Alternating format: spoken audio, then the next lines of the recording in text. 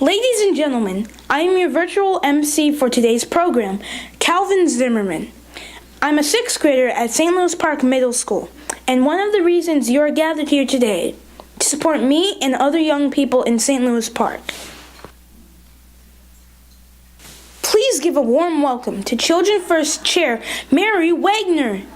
Mary is a family practice doctor with Park Nicollet Creekside Clinic. Good morning, everybody. Wasn't that amazing? You have just been privileged to hear the premiere of the Children First song. It was written for our 25th annual ice cream social. It's on May 13th this year, which is Mother's Day, so you don't have to pay for dessert for your moms. You can bring her to the ice cream social. The song is a wonderful collaboration between Dan Israel, who's a regionally known singer and songwriter. He wrote this song along with high school students from St. Louis Park. Ayanna Nathan, Chloe Richardson, and Zoe Zajac. Dan is a park grad, as I said. He lives in the park. He also dragged in another St. Louis Park famous former grad, Peter Himmelman, who many of you may know. Peter is a nationally known singer and songwriter who's based in Southern California, and there was this virtual meeting that went on with the songwriters in February, and so our kids have had a lot of support already today. I also want to thank Mitchell Von Eschen and Lindsay Epstein, who are setting the stage with the background music, both before the breakfast and during the song. So again, thank you all for coming to the 7th annual Children First Champions Breakfast. This has quickly become a grand tradition. If you want to meet somebody who you haven't been able to get a hold of, come this morning and you'll find them here. But we bring together people in the community who really care deeply about our kids. I want to start out, this is kind of like the Oscars, I want to start out personally thanking all the great organizations that support this breakfast. Due to the generosity of leadership gifts, we have $35,500 in matching grant money.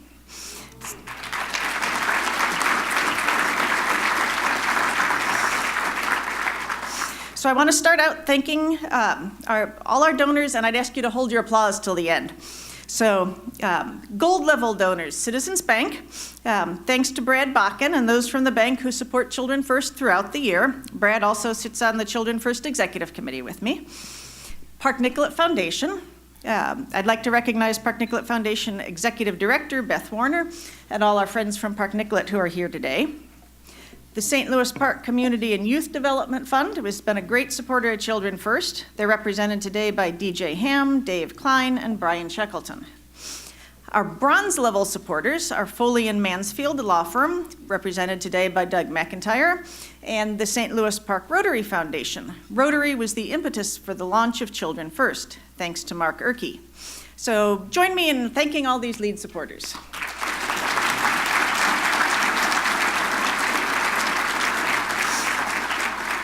A couple of other acknowledgments to those who made this event possible. Japs Olson Company is a fabulous longtime supporter of Children's First. Today they are providing our delicious breakfast and also all the printed materials you see, so thanks to Monica Murphy.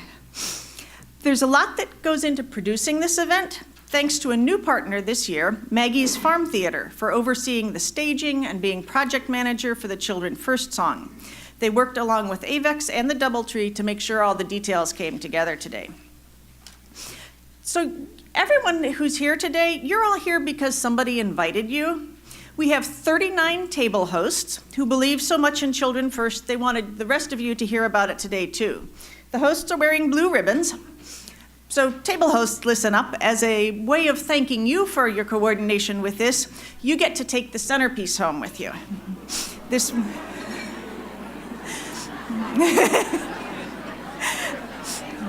The centerpiece was created by Sweetwater Style, and you may notice on the centerpiece there's the floral arrangement forms a circle. Circles are our theme for the morning.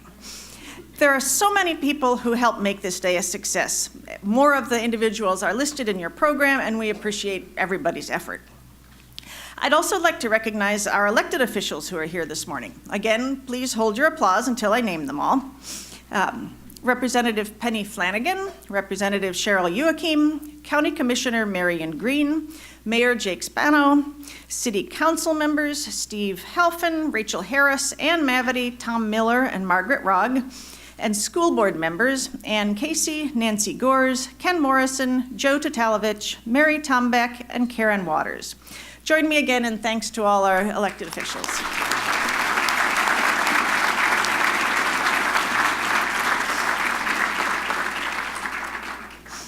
So during breakfast, while you eat and have a chance to talk to the folks at your table, we'd like to guide your conversation. In the program in front of you is a list of 40 developmental assets. These assets are the developmental building blocks that help us focus on young people with a positive lens. The great thing about the city and the Children First initiative is that we're not worried about what puts kids at risk. We're worried about what protects them and helps them grow into healthy adults. So in keeping with our theme this morning of circles, talk about what are the circles in your life where you build assets in kids. This can be circles of influence, circles of people, circles of activities or of interests. It can be in person or virtual, but think about all the places where you impact the lives of kids. We also have a gift for each of you. There's a Children First coaster, which happens to be in the shape of a circle, that the table hosts can hand out to their folks now. Please put it someplace prominent on your table or desk where you're at work or where other people see you, so they can ask you about this and you can tell them all the wonderful stuff you've discussed this morning. So now enjoy your breakfast and your conversation. Thanks.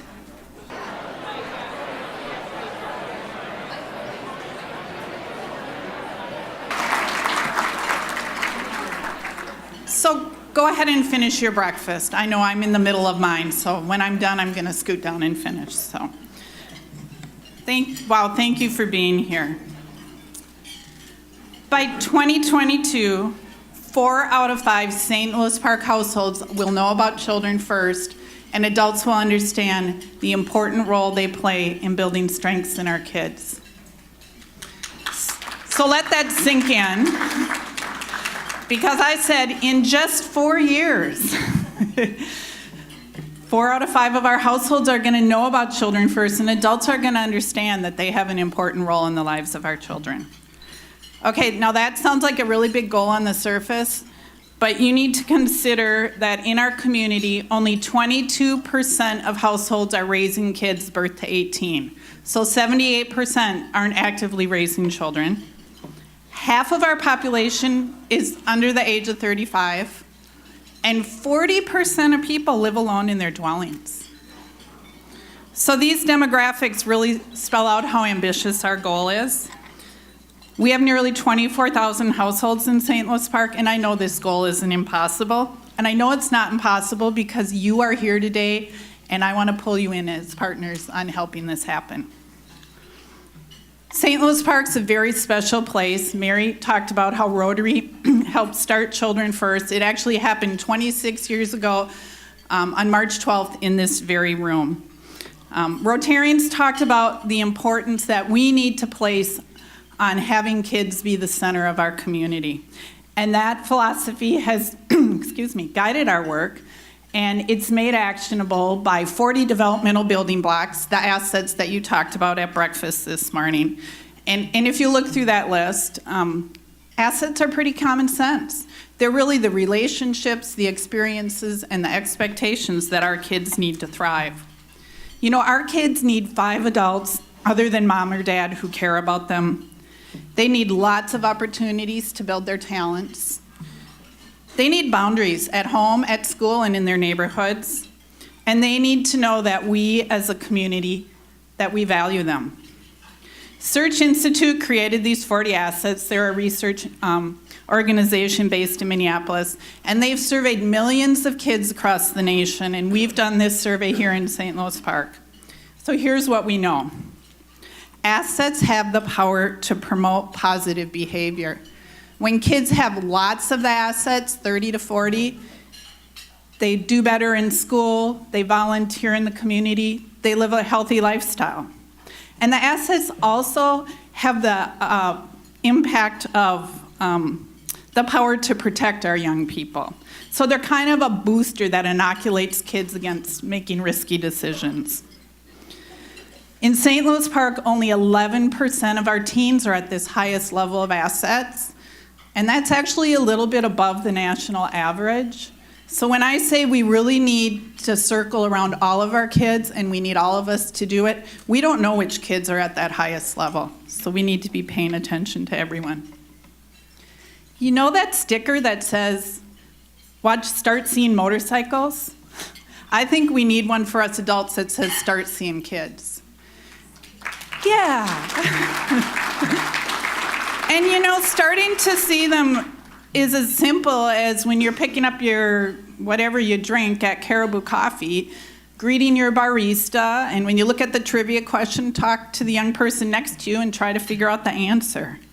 We especially need to pay attention to our teenagers that are too often ignored. So this year, I've had the pleasure of working with Six Speed Marketing. They volunteered to help us with our mission and our vision and really help us flesh out our wording. Having their fresh eyes look at what Children First does has really made us stronger. And you'll see we have a card in front of you today that has our mission and our vision. And if you look at it, the mission of Children First is engaging adults in St. Louis Park to actively participate in the growth of our youth. Our mission is really focused on getting you adults engaged. We believe that every adult has a role.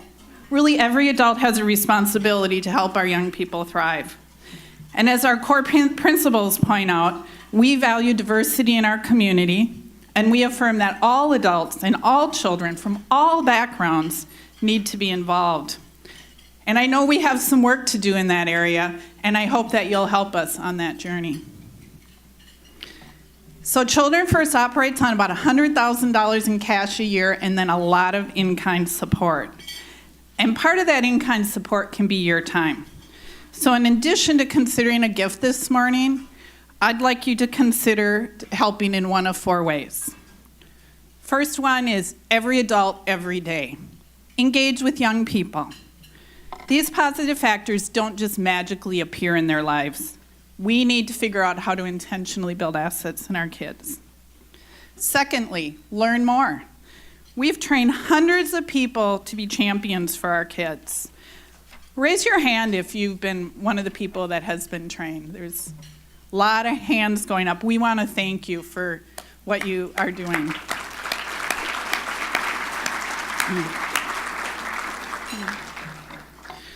But we need more adults to be educated on the asset or to go a step further and become trained as a Children First champion. And these people are critical in helping us reach that big goal of getting 4 out of 5 households knowing about Children First. Third, volunteer your time. We have lots of opportunities to volunteer. And the next one coming up, Mary talked about, it's on Mother's Day. It's the Children First Ice Cream Social. If you want to volunteer or if you'd like to get trained, there's going to be a place on your pledge card to check that off, so look for that. And number 4 is to spread the message, to let adults know about the important role that they play. Children First really spreads by word of mouth, so we need you all helping share this. I calculated that if each person in this room reached 67 households, we'd meet our goal. So what does it look like to build assets in kids? Well, I'm the mother of 2 boys, and assets were a guide to me as we were raising them. Now they're relatively self-sufficient. They're in their 20s. But I represent one of those 78 households that's not currently raising kids. I believe it's so important that we have a circle of support around our young people.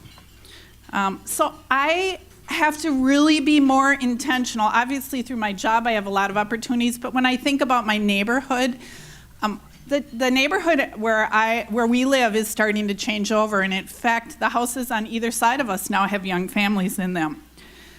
So I decided what I wanted to do to intentionally connect with the younger families is we put up one of those free little libraries. You know, the ones where you put a book and you take a book? So we had a grand opening, and we had cookies and lemonade and, of course, books. And I have a whole shelf dedicated to children's books. And it was really fun to see our neighborhood get together and the older or long-term neighbors connecting with the younger families. So my best customer is Ciela. She's 3 years old. She lives next door. You know, they pass by our house more than once a day, and she always asks her parents if they can stop. They don't stop every time, but I know they're there several times a week. I don't always see my patrons, but when I do, I'll ask them about what they're reading, and then the conversations will go on from there, and I get to know my neighbors. So I've focused on reading for pleasure, kind of my entree asset, and then caring neighborhood comes as part of that, and then thirdly, being an adult in the lives of the young people in our neighborhoods. I'm not a paid professional. I'm a caring neighbor. And you know what? I think I really benefit more from having these relationships than the kids do. So if you need some more inspiration, we have some other folks here who are going to tell you what they've been up to. The first one is Bob Ramsey. Bob is like a national treasure in St. Louis Park. He's been in the community a long time and been involved in Children First since its beginning. So Bob, what do you do? Thank you. The red coats are coming, as you can see. I was Carl Holmstrom's assistant when he ignited Children First in this room 26 years ago.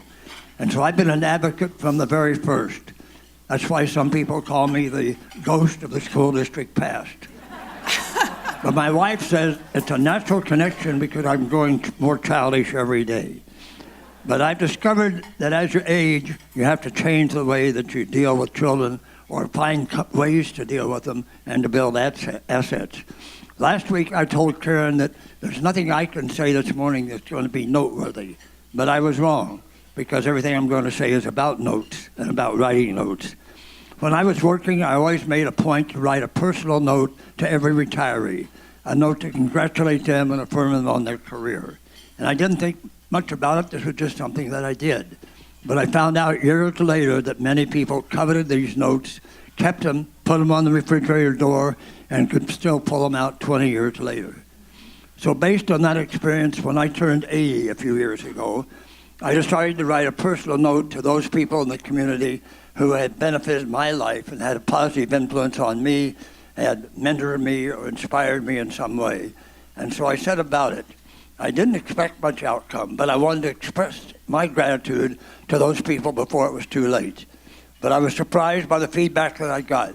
People would stop me on the street and thank me for thanking them and telling them that I'd inspired them to think about doing the same thing. So now I'm trying to apply that same practice to Children First and send individual notes to kids in the community that do something above the ordinary, achieve some success, or show that they're great role models. I may or may not know them, but if I don't know them, they need to know that somebody out there notices and cares. So I picked my recipients from the newspaper, the media, or from the word of mouth, or the church newsletters, or whatever. And I try to write just a short, simple message that follows the 3 S's: short, simple, and specific. I don't expect these little notes are going to change anybody's life, but I hope each note is just kind of a mini asset builder that helps reinforce positive behavior or help build self-confidence and show them that an attaboy can come from anywhere. As a senior, I run into a lot of fellow older folk who say, you know, I like Children First, but I don't have any contact with kids. I can't do anything. But I think you're never too old to do something. Everybody can do some little thing. And even if it's a little thing, go ahead and do it, because you never know. It might turn out to be noteworthy. Thank you.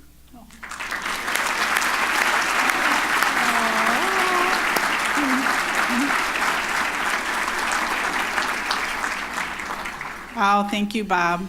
So now I want to turn your attention to the other side of the room, and Afton Martins, who has been trained on the assets. She is a mother. She lives in St. Louis Park, and she works over at St. Louis Park Police Station. So Afton? Good morning. This morning, I want to share my story about asset number 3, other adult relationships. So several years ago, when volunteering in a mentoring program with College Possible at the high school, I met then high school senior Segal. Since Segal was planning to major in criminal justice, I encouraged her to try out an internship at the police department. Fast forward 3 years later, and Segal is now a community service officer, modeling cross-cultural bridge building and challenging stereotypes with true poise, style, humor, and a smile. Like when she co-facilitated the St. Louis Park Police Department's Multicultural Advisory Committee Iftar dinner, the meal that breaks the fast during the holy month of Ramadan, educating non-Muslim community members on Islam with charm and grace. And she does that every day in her job at the police department as well. When I started out as a volunteer mentor, I had no idea that I would gain an invaluable friendship or that I would learn so much and be so inspired by someone younger than me with truly so much wisdom who continually challenges me to grow and question the status quo. So I met Segal through a formal mentoring program, but any adult can informally mentor a youth as well. That's my experience with asset number 3.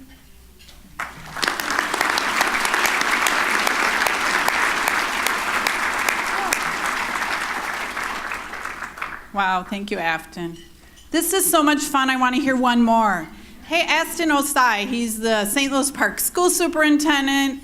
He lives in St. Louis Park with his wife, and they have 2 young boys. What do you do to build assets? Well, thank you, Karen. Good morning. As a father of 2 young children, I'm thankful to live and work in a community that cares so deeply about its students and children. Even as I look around the room today, I see former neighbors who, like Gene Olson, who built assets in my 2 sons' lives. But what drew me to St. Louis Park Public Schools was the mission of the organization, and that mission is grounded in the asset-based approach. The developmental asset that I would like to talk about this morning is asset number 7, community values youth. In my short period of time in St. Louis Park, I have personally and collectively as a community seen this asset actualized. There are 2 examples that come to mind when I think about this asset. One is the fact that whenever there are extracurricular or co-curricular events occurring in our school district, that the community comes out in droves to support our students. There are countless examples that I could share about this and how I've seen this asset come into play. But for example, you know, as I think about my social calendar for this weekend, and I think that tonight I'll be at the Sing Cinderella opening night, and 3 of our students who sang this morning will be performing there. Tomorrow night at Park Spanish Immersion, watching Tut Tut, the play there, and then on Saturday night at Aquila watching Willy Wonka and the Chocolate Factory, and I shamelessly am plugging all of those events, so I hope that you all come out to support our students and help to build this asset. The other example that I would like to share is connected to the asset in the way that the community really works to elevate students' voice. When we keep students at the center of our decisions, it shows that we value their opinion and decisions that impact them. Because of the generosity of this community, this fall we were able to renew our operating levy and pass a $100.9 million bond referendum.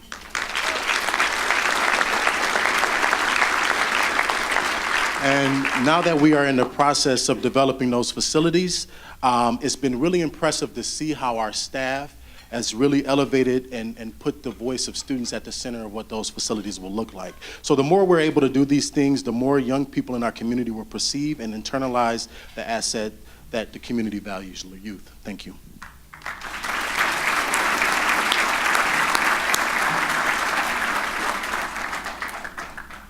So you can write thank you notes and recognize young people that way. You can notice a young person's talent and propel them forward.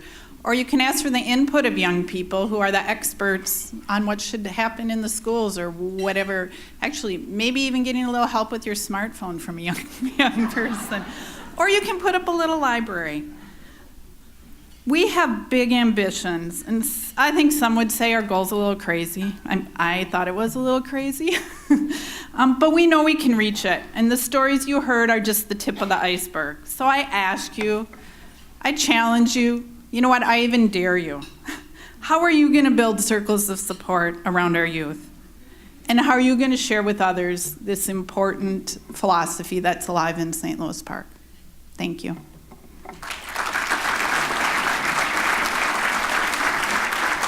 I would like to turn the program over to my classmate Kwame Fokua. He attends the middle school with me. Take it away! Hi. So almost every Thursday night, I get to play futsal with Van. I think the reason Van and I get along so well is because we are both amazing soccer players. But on a serious note, Van is my mentor, my friend, and my coach. He always is teaching me something and making me a better soccer player, and probably a better person. He encourages me and never lets me give up. I always know that he is going to make sure that I am working hard in school and that school is my #1 priority. Van is someone I can count on. I know that I am important to him. Please welcome Van Hong, my mentor.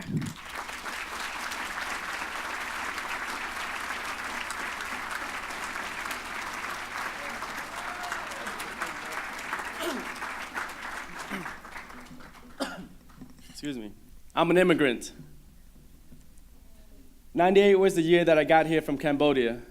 In fact, it was the month of March. And I'm still walking. Not to the rhythm of others, but to the strength of my own 2 legs. I'm still chasing, not to catch anyone, but I know my dreams are out there somewhere. See, we came here with nothing but the dreams of my parents that one day, maybe one day, their 4 kids will be college educated.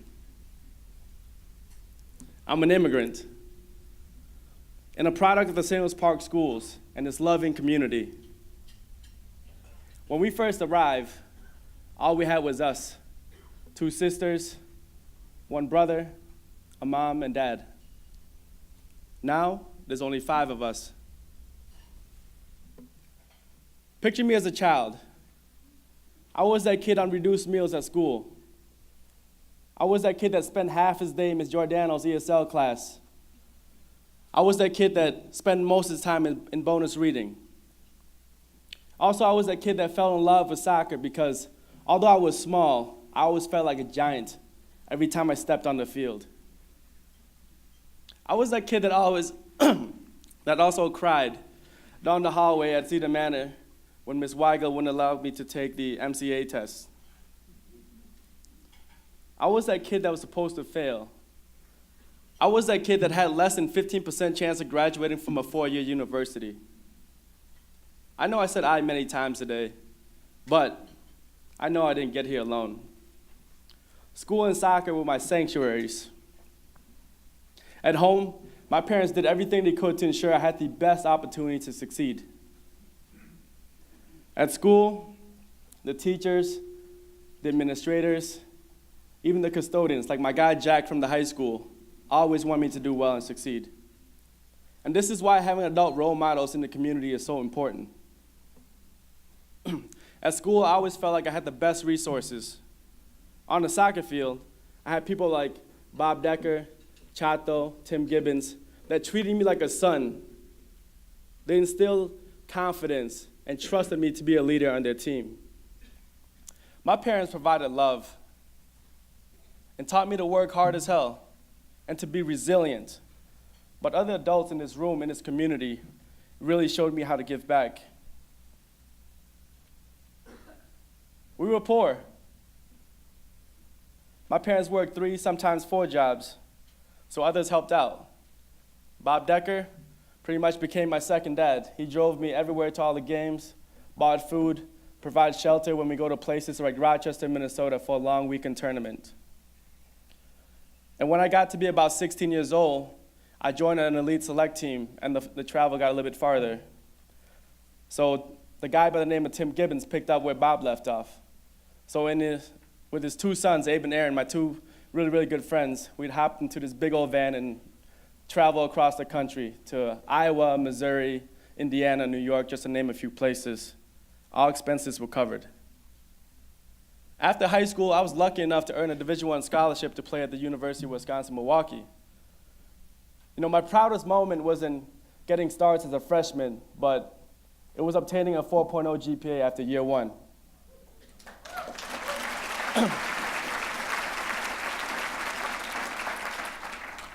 I'm an immigrant and a product of the St. Louis Park schools and this loving community.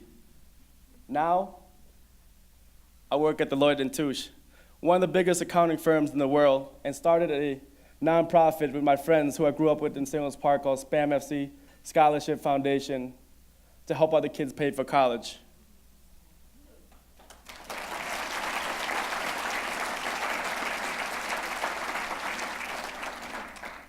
I definitely put in my hours, but I credit you, the adults in this room, the adults in the community, for providing such a powerful yet flexible safety net for an unguided kid like me. Before I'm done, I just want to share a quick story. About 4 years ago, my friend Tony and I coached a soccer team in St. Louis Park, and on an average Tuesday night, we had to drop this kid off in Brooklyn Center. And on our ride back, we were just reminiscing on how Bob Decker used to drive us everywhere. And somewhere during our conversation, I turned to Tony and I said to him, "Holy shit, we're Bob Decker 2.0.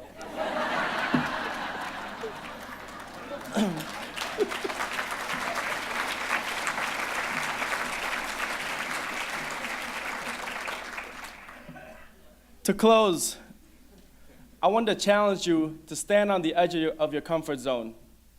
And imagine if you had to pick up and give up everything to move and go to live in a different country and start over with nothing. No language skills, no money. Everything is new and different. It's pretty damn scary. So keep in mind, there are people around us today that have to face that reality.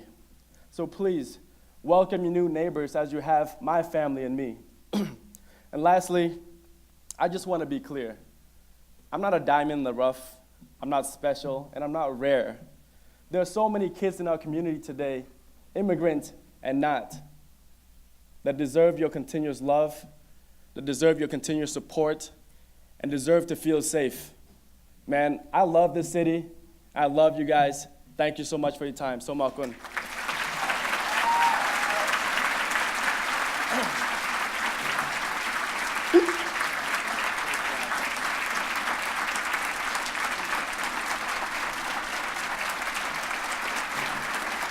Listen up. This is important. Bob Tift is with Partners in Mission and is the chair of this year's breakfast.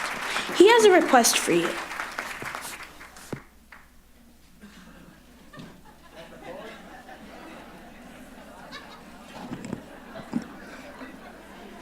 Yeah, that's a little embarrassing. I have the wonderful opportunity to follow Van speaking after that wonderful talk. Van, thank you so much for your wonderful support for our community. Thank you. Van's an example of an adult who's come full circle and returned to the St. Louis Park community to share his gifts and talents with our young people like Kwame, and to do that whole full circle thing of coming back and giving back to the community. This morning you heard about the great work we're doing with all of our children in the community. You heard about the impact of Children First on Van's life and how it impacted Kwame and all of his friends and how it led to that relationship that they have. We need to embrace all of our young people in St. Louis Park so no one is left behind. It's my job this morning to ask for your help in closing the circle by making a contribution to Children First. We can't do it without you. Your contribution will help us sustain the work that we do in the community, all of it. Our goal this year is to raise $100,000 through all of our Children First activities. This breakfast plays an important part in helping us reach that goal. With that in mind, I want to repeat the special news that Dr. Mary Wagner shared earlier this morning, our leadership gifts. As she mentioned, the leadership gifts are over $35,000 from Citizens Independent Bank, Park Nicollet Foundation, St. Louis Park Community and Youth Development Fund, Foley and Mansfield, and the St. Louis Park Rotary Foundation. Let's thank them again for their generous support.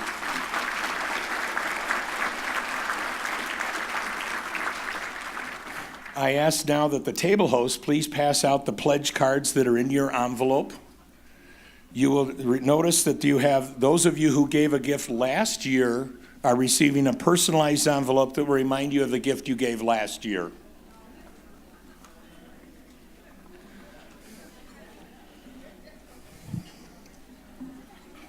And a couple of things about that.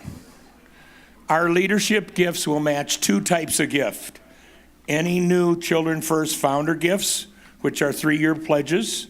And if you're already a Children First founder, it will match any additional years you add to your gift. And they will match any new gifts to Children First. You also have the opportunity to support us in the long term. I encourage you to become a sustaining Children First supporter this morning. As a sustainer, you have an ongoing annual gift, and you will ensure support for Children First in our community in the future. There is a place on your pledge card to become a Children First sustainer. While we are looking for your financial support, we are also looking for another form of support. As Karen mentioned, there are many ways you can get involved in Children First. You will see a place on the pledge card where you can participate in our training programs or volunteer for Children First. We can't reach our ambitious goals without your help. Please consider making a gift today of your treasure or of your gift of time. Any gift of any amount will make a difference that will be matched. We appreciate all gifts. So now is a chance to be part of the circle that helps Children First tradition flourish. And when you're thinking about the amount you want to give, think about how your gift will impact the lives of the children in St. Louis Park. Please consider giving generously so we can build an even stronger community. Every gift counts, and for those of you who have already made a gift, we want to thank you. I was blessed to spend part of my youth in St. Louis Park after I left Iowa and changed out of that wonderful little outfit over there. And 29 years ago, my wife and I decided to buy a home in St. Louis Park and start raising our family. And it's the best decision we ever made. And I know that there are many people in this room who contributed to helping and to help the assets in our 4 boys. And we appreciate that. Because of our belief in the mission of Children First and my appreciation for how this community has supported us and our family, we will also be making a gift to support Children First this morning, and I'm inviting you to join us in that. I know some of you are still filling out your pledge forms. Please take a moment to make sure your name is on the card. And then we ask table hosts, please remember to collect the gifts at your table and put them in the packet. And you can turn them into our trusty St. Louis Park police officers there at the registration table on the way out. Again, I want to personally thank all of you for your support. Children First is an incredible organization, and this is an incredible community to be a part of. Thank you for sharing the gift of your time by being here this morning. We know you all have very busy lives, and we really appreciate you taking an opportunity to be here. And thank you for being a part of this incredible community. Now, Dan will be closing the championships breakfast by leading us in the Children First song again. Dan, take it away. Hello, good morning.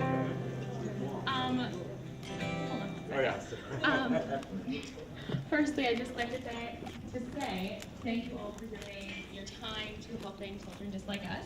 And we're going to do just the last verse of our song, and we'd love if you join us in the sing-along. Just gotta get ready and then it'll happen. All right.